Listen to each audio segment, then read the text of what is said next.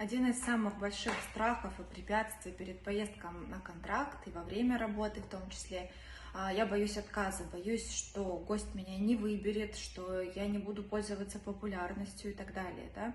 Прежде всего, тут хочется посоветовать поработать с собственной самооценкой, понять, что это всего лишь работа, и у всех абсолютно разный взгляд на девчонок, на какие-то вкусовые предпочтения, да.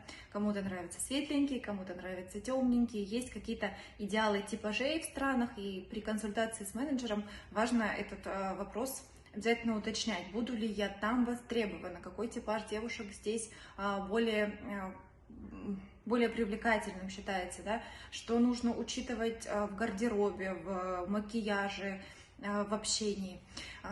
Понять, что у каждого типажа есть определенная своя целевая аудитория. И если один гость вам сказал нет, это не значит, что все, мир рухнул, и вы больше никогда не сможете найти тех самых своих посетителей, своих гостей, которые будут ждать именно вас, будут приходить именно к вам. Как правило, если в девчонке здоровая самооценка, есть понимание, что она прекрасна при любых раскладах, в любой аудитории, таких девчонок всегда чувствуют, всегда они бросаются в глаза, они всегда привлекательны.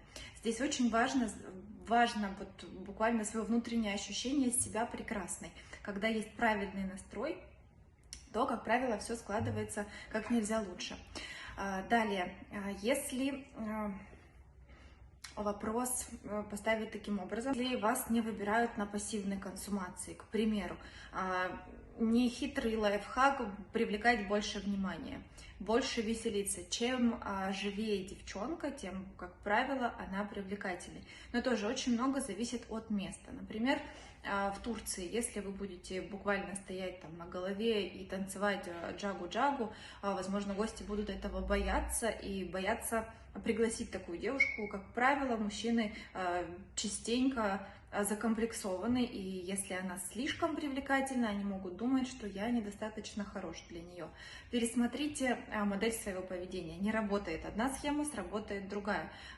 Очень важно здесь все-таки понять, что это все-таки работа. Это не показатель вашей собственной привлекательности, вашей офигенности.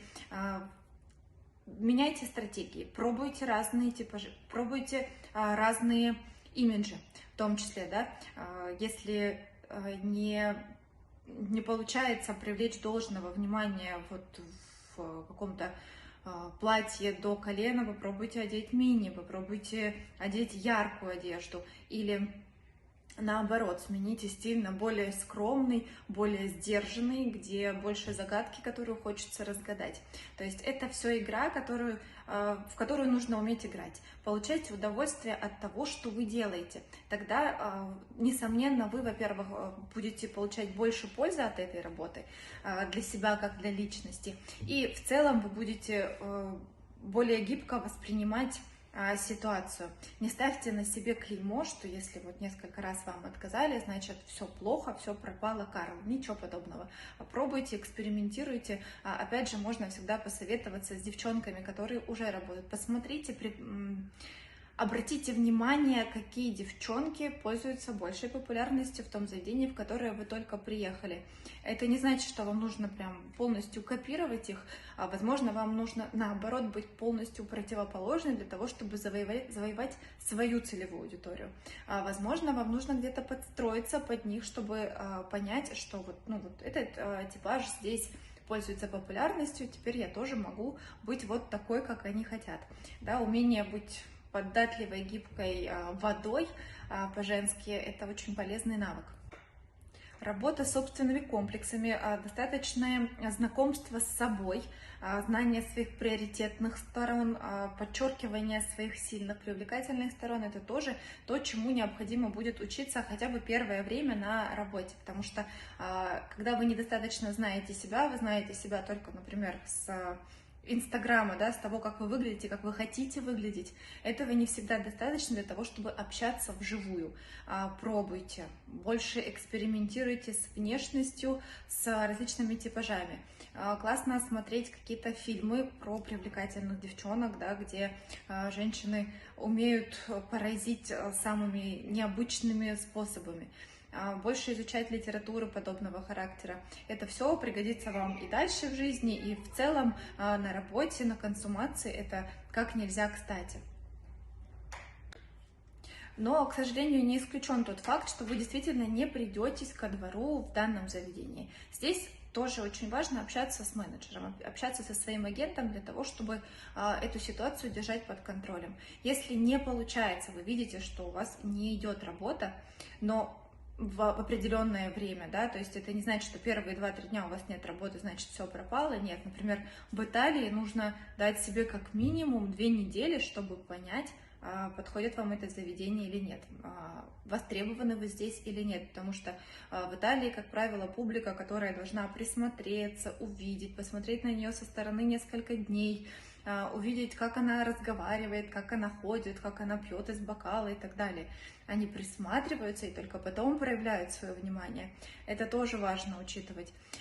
Не отказывайтесь от места работы, не отработав там минимум неделю. Вам нужно захватить все дни, включая понедельник, вторник и включая выходные, потому что часто бывает, что прилетают девчонки в начале недели, мало гостей, и они считают, что вот сюда ходят только к постоянникам.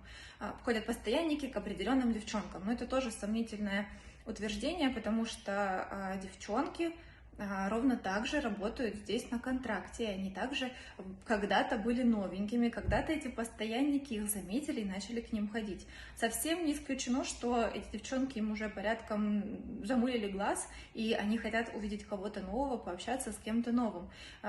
Поэтому нужно обязательно дать себе время, и это минимум неделя, отработать все дни, чтобы сделать какие-то хотя бы логические умозаключения. Если складывается так, что действительно прошло время, вы поработали, вы попробовали разные имиджи, вы попробовали разные роли, так скажем, и работа не идет, обязательно расскажите об этом менеджеру и попробуйте поменять заведение. Поменять заведение в рамках одного города, в рамках одной страны, сменить локацию. Возможно, что действительно ваш типаж будет востребован в другой стране. Возможно, вам надо научиться взаимодействовать с этой нацией, в которую вы приехали. Очень часто бывает так, что девочка поработала, например, в Южной Корее, у нее шикарно идет работа, она умеет находить общий язык, умеет заинтересовывать корейцев, но приезжает в Турцию, и работа не идет от слова совсем. Это не повод комплексовать, не повод клеймить себя и говорить, что все, я, наверное, там состарилась, не знаю, там растолстела, все плохо, и теперь я все, мне пора идти работать, не знаю, секретаршей, и все пропало. Нет, вам, возможно, надо научиться общаться с этой нацией, побольше узнать о специфике страны, о специфике нации, больше реально задавать вопросов тем же гостям, знакомиться с их ценностями, интересоваться, вникать, больше ходить по местам, в которые они ходят, да, общаться и узнавать их изнутри, для того, чтобы получить вот этот общий язык и общие интересы. Это значительно повысит, прошу прощения, ваш кругозор, повысит вашу востребованность, и вы будете чувствовать себя комфортнее. Также могу посоветовать работать, в принципе, с собственной самооценкой.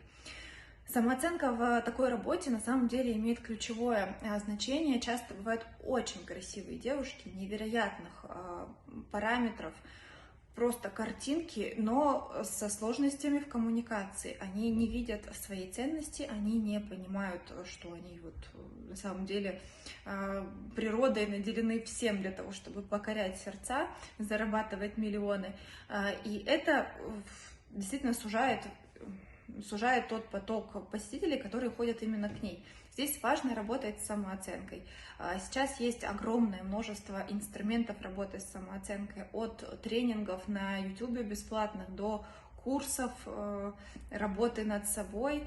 Слава богу, мы живем в то время, когда все это доступно, и даже просто проводя время свободное от работы в этих изучениях, в изучении себя, даст вам огромное преимущество.